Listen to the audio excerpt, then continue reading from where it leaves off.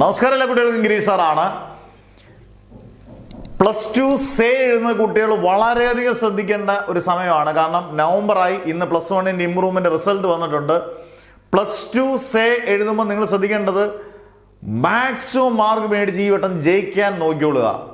നിങ്ങൾ നല്ല കിടുക്കനായിട്ട് പഠിച്ചാൽ, ഞാൻ പറഞ്ഞപ്പോൾ നമ്മുടെയൊക്കെ ഒരു +1 ഇംപ്രൂവ്മെന്റ് ഒക്കെ എഴുതിയപ്പോൾ ഞാൻ റിസൾട്ട് അറിഞ്ഞതിൽ ഒരു 99% കുട്ടികളും ഗംഭീര മാർക്ക് മേടിച്ച് അയച്ചേക്കുന്നത്. ഒരു 10 ദിവസം മതിയടി, 10 ദിവസം നിങ്ങൾക്ക് അറിയാവുന്ന കുട്ടികൾ ആരെങ്കിലും തോറ്റുപോയിട്ടുണ്ടെങ്കിൽ +2 എഴുതിയെടുക്കണമെന്നുണ്ടെങ്കിൽ അത് ഇംഗ്ലീഷ് ആയിക്കോട്ടെ, സെക്കൻഡ് ലാംഗ്വേജ് ആയിക്കോട്ടെ, മാത്സ് ആയിക്കോട്ടെ. ഞാൻ പറയുന്നത് ഹ്യൂമാനിറ്റീസിനും കൊമേഴ്സിനും ഉപകാരപ്പെടുന്നതാണ് ഇംഗ്ലീഷ്. മാത്സ് കൊമേഴ്സിനും സയൻസിനും ഇത് ഉപകാരപ്പെടും. ഫിസിക്സ് ആയിക്കോട്ടെ, കെമിസ്ട്രി ആയിക്കോട്ടെ, ബോട്ടണി ആയിക്കോട്ടെ, സുവോളജി ആയിക്കോട്ടെ, ഈ വിഷയങ്ങളെല്ലാം നിങ്ങൾക്ക് കിട്ടും.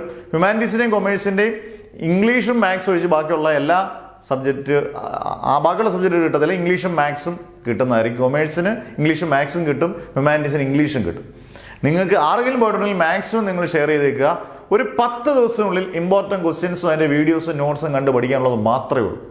10 ദിവസം കൊണ്ട് നമുക്ക് ഈസി ആയിട്ട് പഠിച്ച് ടെൻഷൻ ഇല്ലാതെ 2 or 3 വട്ടം റിവൈസ് ചെയ്ത് അടിപൊളിയായിട്ട് ജയിച്ച് കയറി പൊക്കോണം ഈ വർഷം.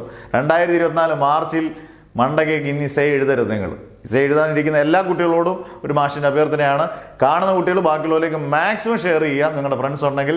കാരണം ഒരു കുട്ടികൾ പോലും കേരളത്തിൽ തോൽക്കരുത് എന്ന് വളരെയധികം ആഗ്രഹമുണ്ട്. ചേരാൻ, ഈ ഗ്രൂപ്പിൽ ജോയിൻ ചെയ്യാൻ താല്പര്യമുള്ളവർക്ക് നിങ്ങളുടെ പേരും ഡിസ്ട്രിക്റ്റും വാട്സപ്പ് നമ്പറും +2 സേ എന്നും സബ്ജക്റ്റ് ഏതാണെന്നും കൊടുത്താൽ മതി. ഡീറ്റെയിൽസ് എല്ലാം പറഞ്ഞ് മാഷ് ചേർത്തിരിക്കും.